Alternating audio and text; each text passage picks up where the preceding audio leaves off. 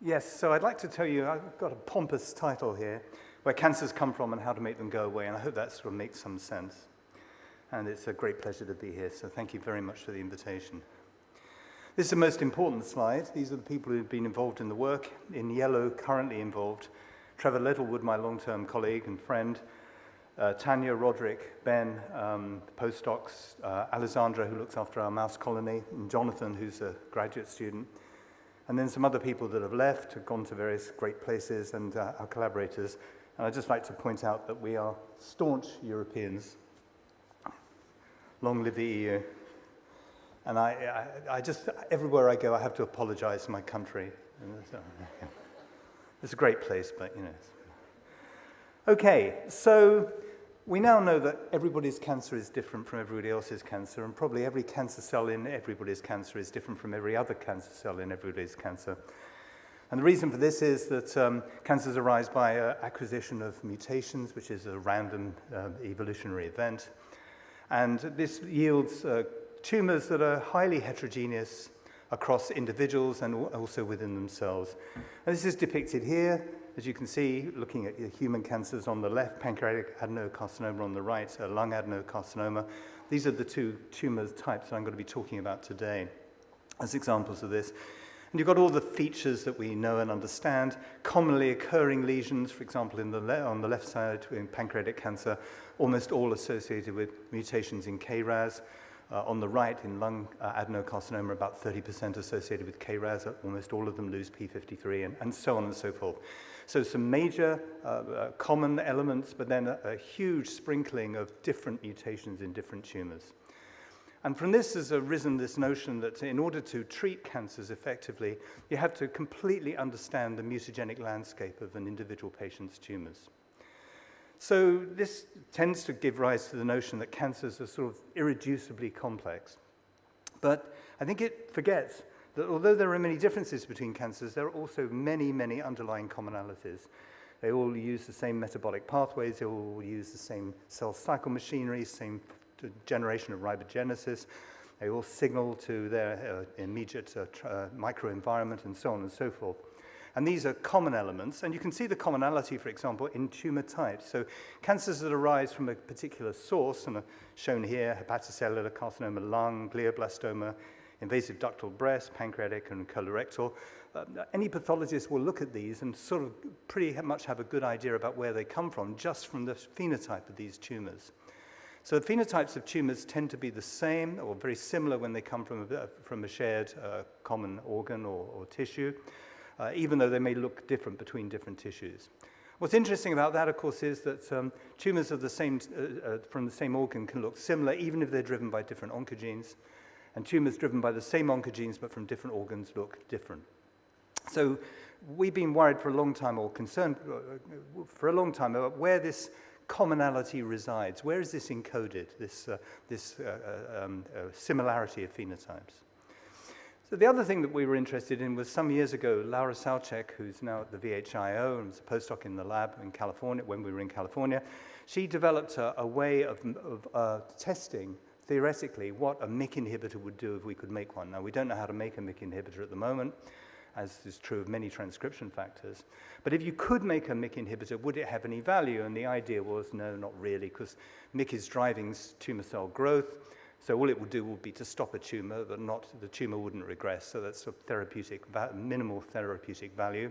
Also be very toxic because MYC is involved in all normal cell proliferation in the gut and in bone marrow and in skin and so on and so forth, as well as the fact that nobody knows pharmacologically how to target MYC and inhibit it. But what Laura did was she made a transgene. So MYC is a dimer with a partner protein MAX. And she made a transgene which basically took the dimerization domain of MYC, tweaked it so that it homodimerized into a sterile, non-active MYC, the heterodimer.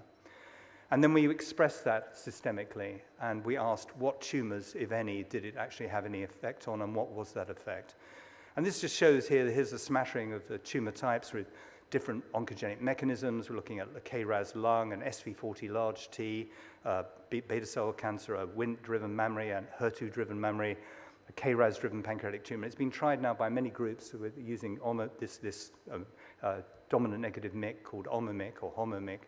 It's been tried in many, many different tumor types, and it's always the same, which is it induces profound regression very, very rapidly. So it doesn't just stop the tumor, it induces a dismantling of the tumor.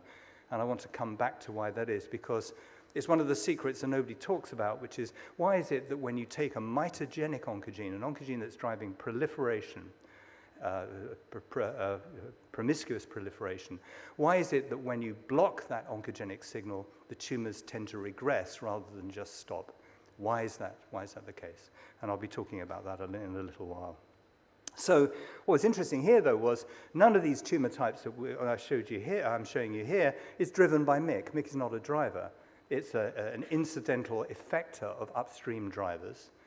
And yet, it's essential not only for the tumor growth, but also for tumor maintenance. And this is across widely different tumor types. So we decided to run the experiment in reverse. So instead of sort of trying to find commonalities in tumors, let's start with commonalities and drive known oncogenes, the same oncogenes in different tissues. So we picked MYC and RAS because, as you know, in 1983, 40 years ago, MYC and RAS were shown to cooperate oncogenically. And if you like, they're sort of vanilla, bland oncogenes. They're sort of the center of particular nodes. And we put molecular switches on RAS and MYC, and then we expressed them and activated them singly or together in various combinations in different tissues. And asked, well, all of these tissues now have the same oncogenes in them. How quickly do tumors form? Do tumors form in all tissues? How quickly do they form? And what's the phenotype of these tumors? And the way we did this is very straightforward. We used Cre recombinase to remove a stop sequence in KRAS, the expression of KRAS2, which was a mutated form of KRAS developed by Tyler Jack some years ago, so KRAS G12D. And then we used the ROSA promoter to drive constitutive expression everywhere where we removed the lock-stop locks with Cre recombinase of a switchable MYC that's dependent on tamoxifen for its activity. So the experiment is very simple. You activate KRAS in the target tissue. In this case, I'll be talking about lung and pancreas. You activate RAS in the target tissue, and you wait, and you wait, and you wait, and you see what RAS does alone. But at any time, you can switch on MYC using this molecular tamoxifen switch and ask, what does MYC now add to the party, to the tumor party? Anything or nothing? And also, of course, we can take MYC away at any time because this switch is reversible. So here on the left is shown the two models that we worked with most. On the top, we're looking at lung adenocarcinoma, where we introduce Cre recombinase sporadically into the lung epithelium by inhalation of adenovirus Cre. And at the bottom, a model derived from Dave Tuveson's work and others' work, where a PDX1 promoter or a P48 promoter drives expression of Cre recombinase in progenesis of the pancreas. So we get, with RAS alone, RAS is actually a pathetic oncogene. It drives the formation of these little pre-tumors that then hang, and almost all of them hang for the lifetime of the host. Occasionally one picks up something else, some other oncogene, loss of P53, or as we'll see, gain of function MYC, and they roar off into an adenocarcinoma. But this gives rise to this notion that cancer is a very slow process. What I'm going to tell you today is it's not. It's a very rapid process. It's just the way that we get there through sequential mutation is a slow process. But the process itself is very, very rapid. So here we've got RAS alone not really driving much tumorigenesis. These lesions are quiescent, they're non-invasive, they're immune cold, they're immune hot, they've got immunocytes in them, they've not got any real inflammatory processes going on. But now we can activate MYC on top of that and wait, and within 3 weeks you have full-blown adenocarcinomas. And these adenocarcinomas are interesting because they're invasive, they're vicious, but the adenocarcinomas that are formed in the lung from RAS and MYC look like lung adenocarcinomas. And the adenocarcinomas in the pancreas induced by RAS and MYC look like pancreatic adenocarcinomas. And they both look like their counterparts, spontaneous counterparts within human disease. So what this is telling us is that not only does MYC cooperate with RAS to drive tumor progression, hello, we knew that in 1983, although nobody to this day really understands why that is, how they cooperate mechanistically, but I'll come back to that. So MYC cooperates with RAS, but also the oncogenes seem to be pretty much immaterial in terms of the phenotypes of these tumors. phenotypes which are primarily associated with the stroma. So just to give you a clear example, you can see the clear, let's see if we can get this to work, the clear desmoplasia within the pancreatic model. Blood vessels are closed down, highly hypoxic, and just the opposite in lung, explosion of angiogenesis and highly oxygenated. And that looks like their human counterparts, which are induced by all sorts of random mutations over a long period of time. So it seems that the tumor stromal phenotype of solid cancers, and I'm making a generalization here, are principally determined by the cell or tissue of origin, not by their driving oncogenes. And I think that's a really interesting thought that has now led us to some interesting places. So one can ask with a molecular switch on MYC how quickly these phenotypes emerge, these stromal phenotypes. So I remind you, in our models, we're activating MYC or turning MYC off only in the epithelial compartment, not in the stromal compartment, because that's where these MYC is activated. So we can ask what happens when we activate MYC in these, say, indolent lung tumors, and this is work done by Roderick Kortlever. So on what you can see here is these lung adenomas, pre-adenomas, before we've activated MYC, are very, very indolent. There's almost no proliferation. There's no invasion. You can see that. If we inject these animals with lectins that look for permeable blood vessels, there is no permeability. You've got stable vasculature. And if we look for inflammatory cells, macrophages, or indeed neutrophils, we don't see any. So these things are sort of quiet, sleepy. We activate MYC, and look, 2 days later, it's exploded. I mean, all the cells are proliferating. Well, that's not a surprise. MYC drives the proliferation of cells in which it's expressed. But we're seeing dramatic stromal changes. So you can't see the edges of these tumors anymore. They're highly invasive. If we look at the angiogenesis, there's an explosion of angiogenesis going on, leaky blood vessels, tortuous pathways, and so on and so forth. And the tumor and the environs of the tumor are decorated with waves of macrophages. So we thought this was really rather strange and quite surprising. And then a few people said, well, what about lymphoid cells? Because, you know, cancer's all about immunity. And I thought, well, those of you whom I met last night wouldn't probably remember the fact that I started off life as an immunologist and I ran away because nobody understands it. Well, I still don't understand it, but we had a look. And it turned out in these indolent pre-tumor masses, they've got T cells there, they've got B cells there. They have NK cells in neighboring adjacent sort of tertiary lymphoid structures. If we look for activators of innate immunity, and this will become important later, there isn't any. RAE1, which is the major NKG2D ligand in the mouse. And if we look at MHC class 1, it's there in droves, expressed at a high level. 2 days later, after turning on MYC, T cells gone, B cells gone, NK cells gone. NK cell ligands, RAE1, through the roof, MHC class 1 through the floor. So this is pretty remarkable. And we'll get back to the RAE1 and the MHC because this should make these cells now major targets for NK cell activity. But the NK cells have been cleared out. They've been told to go away.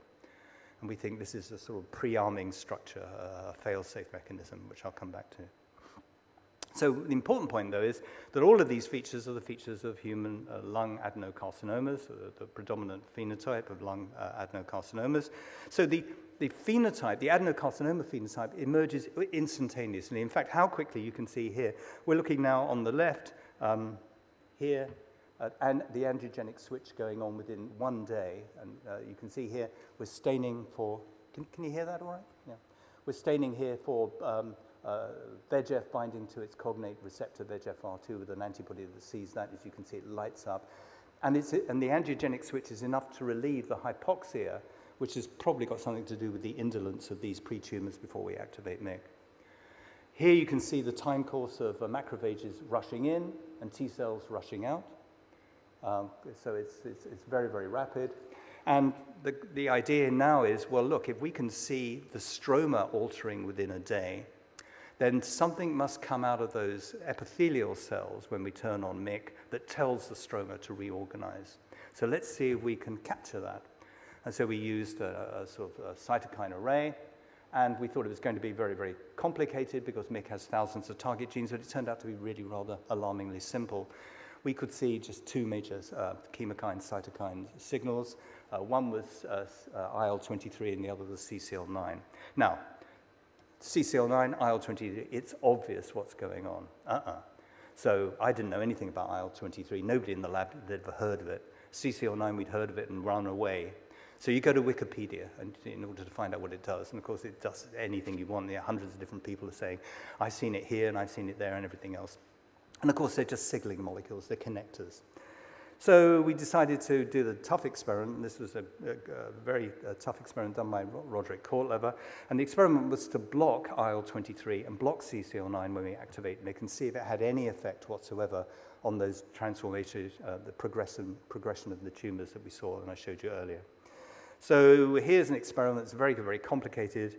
It's looking at what happens if you block CCL9, or what happens if you block IL-23, or what happens if you block both versus a control where you use IG as a non-blocking control.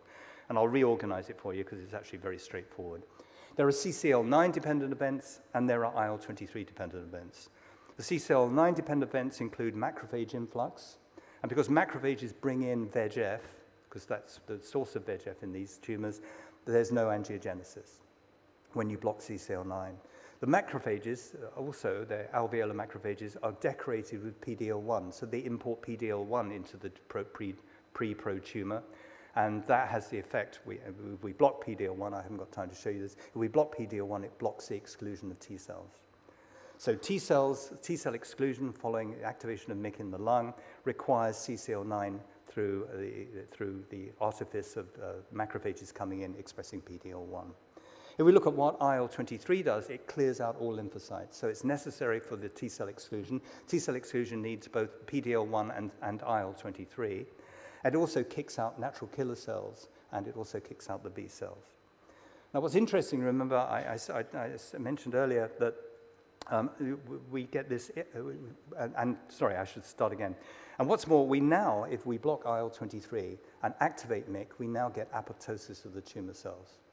So this is, if you like, a synthetic vulnerability. Now, why? Well, we think we know why, though we're still working on this. Remember I said that when MYC turns on in these epithelial lung cells, it activates the signals that trigger attack by NK cells. So what seems to be the case is if NK cells no longer leave because we block IL-23, they then get to work killing the incipient tumor cells. And we've shown that that's the case by blocking NK cells and showing that that phenotype then goes away. So here's the map that emerges from this. It's by no means a complete map, but we can identify at least two of the immediate signals and what their targets are, IL-23 and CCL9. And we can begin to build an idea about how these changes are instructed by the so-called MYC-on state within the lung epithelial cells.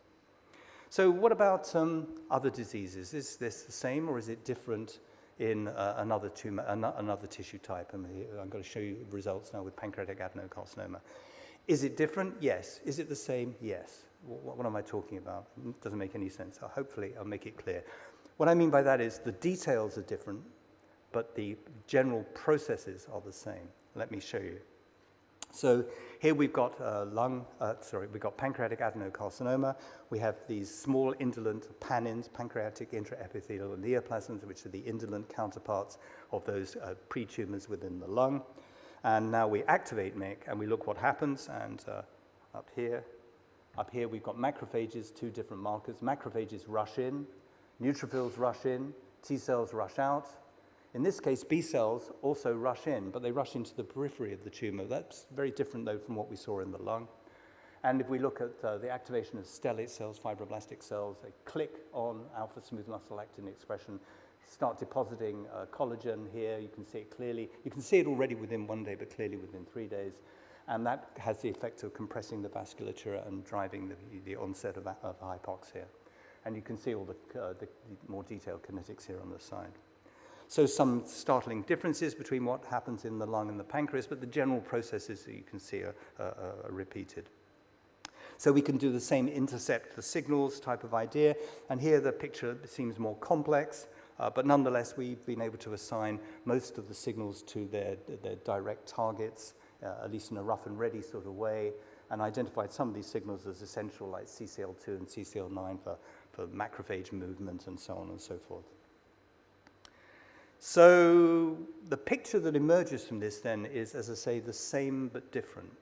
So here I've drawn a map of what we've been able to put together, and some of this is rough and ready and hasn't been, and a lot of it's not yet been published. Looking at the major signals here in the pancreas system when we activate MYC. Here you see CCL9 and CCL2 being the major macrophage attractant. We have a role here for axyl kinase that we don't see here in the lung. But in the lung, we have a role here for IL-23 that we don't see in the pancreas. And there are, therefore, similar things happening, but great significant differences. There's also, as well as IL-23 that I've showed you, appears in the lung, but doesn't seem to be involved in the process in the pancreas equivalent. PD-L1 is involved in both. So PD-L1 is expressed, as I said, on incoming macrophages and is necessary to clear out the T cells in the lung. But PD-L1 also gets switched on, but now in the pancreas model on the tumor cells themselves, and has the same effect of clearing out T cells. And if we block PD-L1, the T cells stay there. Now, though the T cells stay in these incipient tumors, when you block PD-L1, it doesn't make any difference to tumor growth, which was a real disaster from the point of view of trying to get this published. You can imagine everyone goes, oh, that's what T cells are doing. They're holding everything at bay. They seem to be a sideshow and irrelevancy, and I'll come back to that later. And I know that's heresy, so I'm sorry. Everybody is an immunologist. I'm sorry. You can get angry with me in the coffee break. So here's the general picture that emerges, which is the wealth, the breadth of different oncogenic mutations in mitogenic signaling pathways, the receptor tyrosine kinases, the MAP kinases, the RASes, the PI3 kinases, and so on and so forth, at least to a significant degree, appear to converge and operate through these downstream effectors, a combination of RAS and MYC. I should make it clear again that RAS by itself doesn't do the job, and MYC by itself doesn't do the job either, but the two together go wild. And this, as we've said, as I've already said, is a recapitulation of the experiments done so long ago in 1983 by Weinberg, Land, and Parada, where RAS and MYC cooperate. Here we can see it, the original cooperation, oncogenic cooperation in a Petri dish. But the oncogenic cooperation between RAS and MYC goes much, much further and much, much deeper into these signaling systems and so on and so forth. Now, why is oncogene cooperation at the heart of this? Well, it's because oncogene cooperation acts like a combinatorial switch. So here we've got a process that has to go quickly and immediately when there's, say, an injury or an infection, the proliferation of cells in the epithelium and regeneration and repair of an injured organ or so on and so forth, but must be tightly controlled, because if it goes off at the wrong place, you've got cancer and the host organism dies. So essentially, here's the thing that's got to be made as difficult as possible and as easy as possible at the same time. And we all do this every day. When we get into our car or on our bicycle, we have a key that turns a combination. So combination is the key. You have to have a combination of these different systems running, at least RAS and MYC, and probably more. And if you've got them all running at the same time, converging, you can unlock the system of propagation and regeneration very easily. But if you have to wait for mutations to take them one at a time, well, they're even booby-trapped. RAS by itself induces senescence and apoptosis, and MYC induces apoptosis. So you have to have them all together, which is easy to do if you've got signals driving it, but almost impossible to get there by sequential mutation, which is why cancer is fortunately so rare. Okay, so much for that. So what I said here was, of course, that, what I said here is that this implies that all of our tissues have a sort of resident cancer program. A resident cancer program? Is this really the evidence we all need of a malign God? That it turns out that in each of our tissues there's a program for cancer? It's ridiculous. Or put it another way, the official term is rubbish. Okay, so we've been asking, where do these elaborate tissue-specific cancer programs come from? And of course, why are they there? So to that, I just want to turn briefly to a non-tumor model, which is a liver injury model. It's a tissue injury model. So in the model that we've been using for some time, we use carbon tetrachloride, which is a hepatotoxin. You give it to administer it in a single bolus to the mice. This activates, it kills a lot of cells, activates Kupffer cells to release mitogens, which trigger the remaining hepatocytes to go into cycle through a RAS activating pathway. So we have RAS activated at the beginning of this process. Then there's a process of, got to get the labels right here. There's a process of damage, and then a regenerative phase, which is then followed by a resolution phase. So the regenerative phase restores the mass of the liver hepatocytes, but the liver, at the end of the regenerative stage, is a total mess. I mean, it's got blood vessels that are leaky, it's got inflammatory cells crawling all over it, it's immune cold, and the fibroblasts are switched on and it's pumping out signals and so on and so forth. If you think about it, that's all got to be polished back down again in a process that is obviously every bit as complicated as what happens when you turn an oncogene on and you get this massive explosion. But there's very little attention paid to the process of resolution, and I now want to tell you a little bit about it. So if we look at what happens to MYC here, MYC comes on about 24 hours after the mitogenic stimulus from the Kupffer cells, so at T plus 24 hours. And it comes on in a pulse, in a wave. It comes up, it goes down, and is followed by a pulse of replication, proliferation, about 1.6 cell cycles for the liver over the course of time, depending on how much damage you do. And this seems to coincide, MYC coincides with the regeneration on, and as you'll see, the MYC going off seems to presage or seem to indicate what happens when the resolution program starts. So here's what it looks like. Here you've got one day following carbon tetrachloride, a sea of dead cells. This gradually, the debris then gradually falls to pieces, gets gobbled up in a wave of phagocytosis or efferocytosis. And by day 5, it's difficult to tell that the liver's really been hacked to pieces chemically. And by 7, it looks as good as new, although it's not quite returned to normal. We could talk about that later. And if we look at liver damage markers, they go up and they go back down again, recapitulating this massive cell death and damage to the liver, and then it's the repair of the injury. So we were interested in what would happen if we prevented MYC from going down. Remember, MYC is involved in proliferation, it's involved in maintaining tumorigenesis. This isn't a cancer model, but what would happen if you prevent MYC from going down? So using the same tamoxifen switch, we can keep MYC on at physiological levels, but keep it there persistently. And then what happens is really rather amazing, which is that essentially the whole resolution program doesn't work. It doesn't initiate at all. And here you can see that the liver damage markers stay up, and you can see out at day 5, the liver is still a mess. There's no phagocytosis going on. There's no clearing up of the debris. There's no healing whatsoever. There's regeneration, but no healing whatsoever. And you can continue this for as long as you want, essentially, or as long as they allow us to continue this. Here we're going out to 25 days. The liver is still proliferating like crazy. There's some little drop-off, but it's still going like crazy. The liver's getting absolutely huge. It's completely hyperplastic.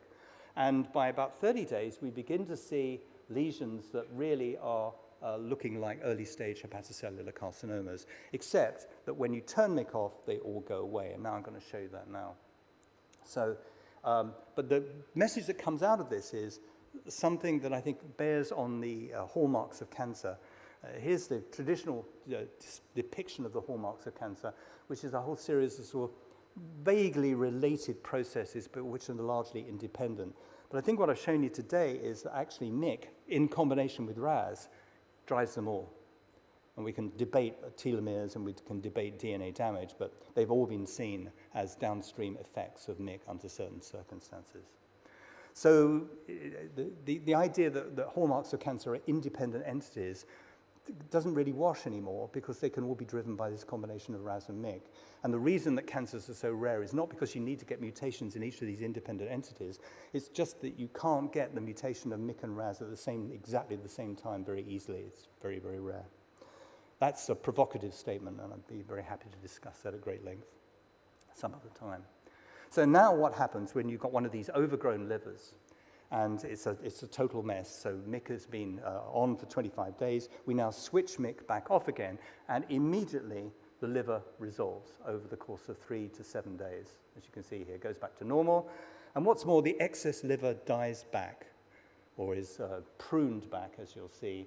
Sorry, it's hard to get the labels right here.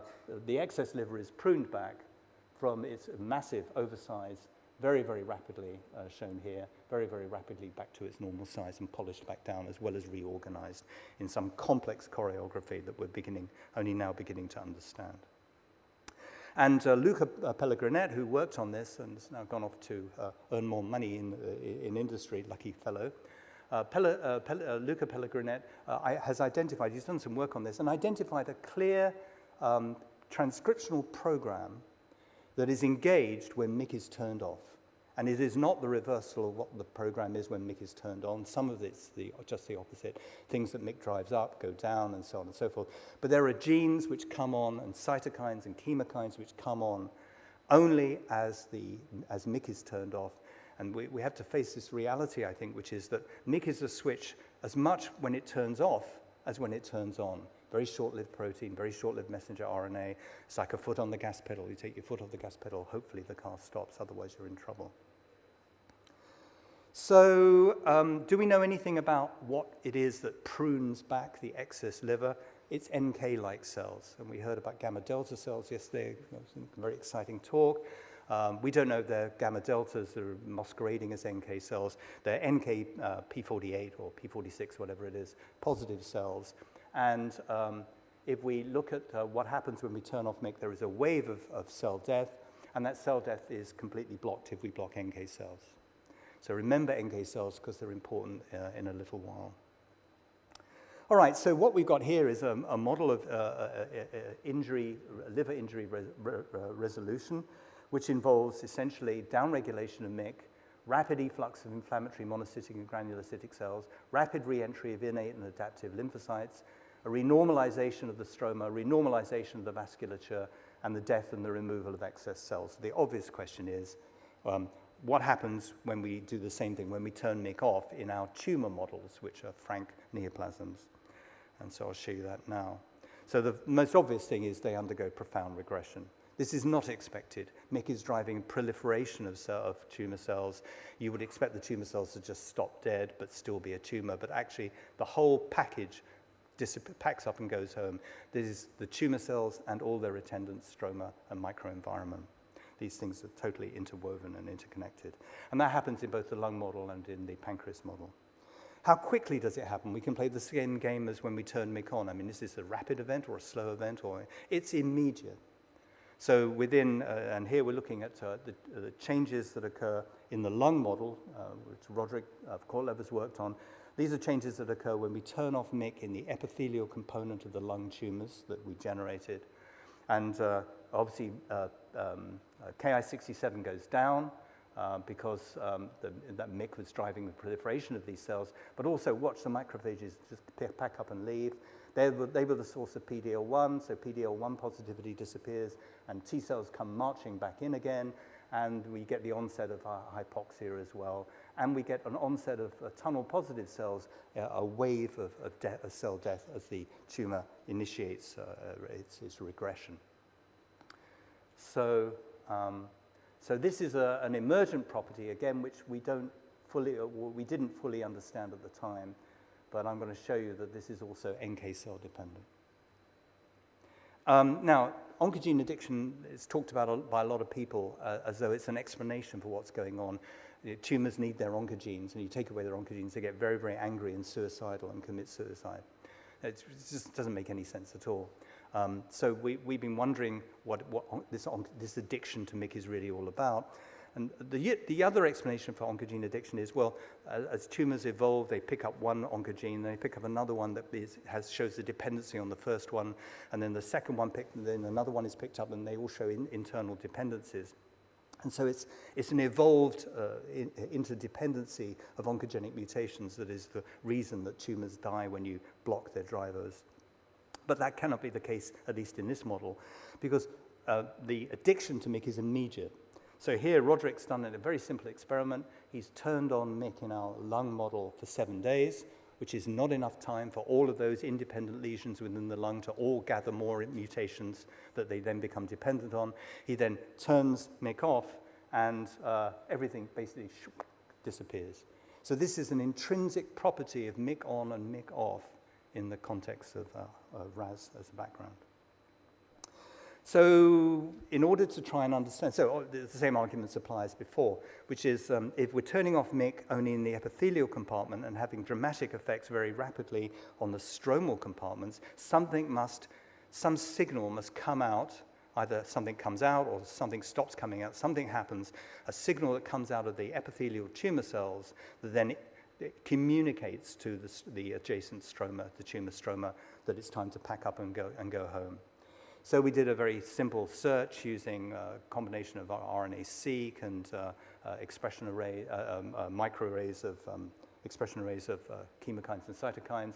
And we've been looking for candidates that might be these pilot signals that, when MYC is turned off, rapidly come out of the epithelial cells and then trigger this remarkable regression, which we think, of course, is actually a hacked version of the resolution of injury that I showed you in the liver. So one of the candidates in the lung model that Roderick found immediately was this beast IL-33. Now, IL-33 is an alarmin of the IL-18 and IL-1 beta family. It hangs around in the nucleus and is released, according to the literature, when cells die. But we found we found IL-33 was very rapidly appeared from somewhere within at least 1 day, and actually we now know within a few hours of turning MYC off in the lung model. So what do we know about it? So IL-33, everyone has to have a Disney plot. Sorry, Tisney, I should call it. That's rude to call it Disney. But you know, one of these plots that shows everything and relationships to everything in imaginary dimensions. It's getting too complicated for me to understand. It's getting more like immunology again. So I'm sorry about it. So if I'm spouting nonsense, just yell at me. Okay. But anyway, the bottom line is, where do we find the IL-33? We certainly find it in the MYC-ER positive epithelial cells. It's also present in some other cell types as well. I won't go into that. So it's in the right place at the right time to be a potential signal of the destruction, the regression of the tumors. And so Roderick did the experiment of blocking IL-33, and this is the remarkable result. So here we're turning off MYC. So here we're looking in the lung model, and we're turning MYC off, but we sham turn it off, and so the tumor still grows and is still proliferating like crazy. We're looking at Ki-67 here. If we turn MYC off but block IL-33, we also see MYC turning off.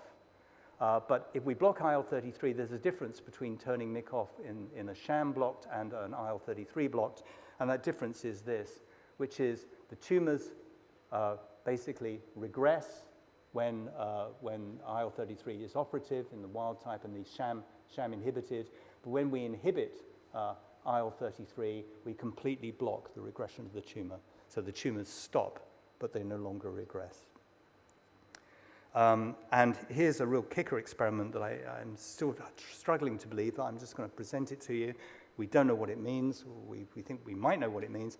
But Roderick then did the experiment of taking these animals with tumors, keeping MYC on, so the tumor's still growing in the lung, and dosing the animals with recombinant IL-33, and it triggers profound regression of these lung tumors. So I don't know whether that's real or not. The same general thing happens in the pancreas. In the pancreas, we turn MYC off. The tumors undergo dramatic regression along with all the desmoplasia and the stroma and everything else. And here you can see that is also an immediate. You can see within 1 day, macrophages leaving, the vasculature beginning to return as the desmoplasia is chewed away by some cell or other, some protease or other. We haven't got round to the details of this yet. And again, so this process of MYC-off-driven regression is as fast as the MYC-on-driven progression. This, I already alluded to this, if we look in both the lung model and the pancreas model, and we ask, what is it that's responsible for the death of these cells when we turn MYC off, death of the tumor cells? And we've looked at both alpha, beta, CD4, CD8 positive T cells and NK-like cells. And the T cells seem to have no role whatsoever, but if we block NK cells, the apoptosis, the wave of apoptosis that triggers the regression of these tumors, when we turn MYC off, it doesn't happen anymore. It's completely blocked. So lately, we've also been searching for the potential regression pilot signal in the pancreas model, and this is work done by Tanya Campos. Essentially, she used the same generalized techniques of single-cell RNA-seq and cytokine array and interleukin arrays to try and identify something that was in the tumor cells that express MIC-ER. Here you can see the keratin 19 MIC-ER expressing tumor cells in another Disney representation. And looking for signals that come out of these cells that may be responsible for driving the regression that I just showed you, the pancreatic tumors. And she identified really only one signal, again, very, very surprising. There weren't a plethora of these signals, and it was CSF2. Off we go to Wikipedia again. There's absolutely no help whatsoever, because people have described CSF2 in all sorts of other circumstances and frameworks. Anyway, to cut a long story short, and this is completely just off the drawing board here, essentially, if you block CSF2, also known as GM-CSF, you don't block, you completely block the regression of these pancreas cancers. You block the apoptosis that happens when you turn off MYC in these tumor cells, and also you block the physical process of regression here. You can see here the dense desmoplasia of MYC on. You turn MYC off, then it resolves very quickly. We're looking here at 3 days off, and here we're looking at 3 days off, but blocking CSF2, and the stroma just stay the same. They don't regress at all. So we're pretty excited about that for obvious reasons. So we can even add to the hallmarks of cancer by talking about hallmarks of resolution and regression. And here what I've shown you is that if you turn off these driver oncogenes, MYC, not just MYC alone, but MYC in the context of RAS, MYC off drives all of these regression processes, which we think are essentially a physiological program, a tissue-specific physiological programs for resolving repair after injury and regeneration. We don't know what the architecture of these hierarchies are. We have some evidence now, of course, that we've got pilot signals, single pilot signals that come out of the cells, the tumor cells, when we turn MYC off. Our candidates are IL-33 in the lung and CSF2 in the pancreas. And then these will ping some sort of coordinating sentinel cell. The different people have their favorites. Fibroblasts are favorites. Macrophages are favorite. It may not even be the same in different tissues, because these things appear to be different. And we heard from Shahim yesterday this idea of there are zip codes for different organs. We absolutely would agree with that, absolutely find that. And we could argue and discuss why there are these zip codes, why every organ has to be different. I think it's got something to do with the fact that when you've damaged one organ, you don't want to start repairing everything everywhere. You need to somehow localize your repair machinery spatially and temporally, and part of that's done by unique zip codes, but we could discuss that. So here's the general picture that emerges from this. I hope it made some sort of sense. Quiescent tissues live out of cycle most of the time. There are some that are cycling in a daily way, like gut and skin and bone marrow, but most of our adult tissues are just undergoing very low replacement proliferation. They're nice and quiet, but then along comes a saber-toothed tiger or a bacterial infection or something else like that, causes damage, and this causes release from sentinel cells of mitogens. This is well understood. The mitogens then drive a regenerative program, and then when the mitogens attenuate, they then drive a resolution program. So the resolution program is not, as I hope I've shown you, just a mere cessation of the regenerative program. It's a completely different program that does different things. And then this returns the tissue to its normal mass architecture, stroma, and function. And I think we can see here how oncogenes hack into both of these programs. When MYC goes on, or anything upstream of MYC goes on, it drives precocious regeneration, which, because it's driven by mutagens, not by mitogens, is persistent, and so we call the phenotype cancer. It's a generalization, but I think it's generally true. Then if we come in and we block these oncogenes, we then mimic this process of mitogen attenuation. And therapies upstream of MYC and therapies that block MYC itself, experimental therapies that block MYC itself, essentially phenocopy, hack into this mitogen attenuation program, which enforces resolution on the tumor, and it drives what we call a process called regression when it's a tumor. Both resolution and regression have the same functions. They have evolved to return the damaged organ or repaired organ to its normal structure, function, and architecture.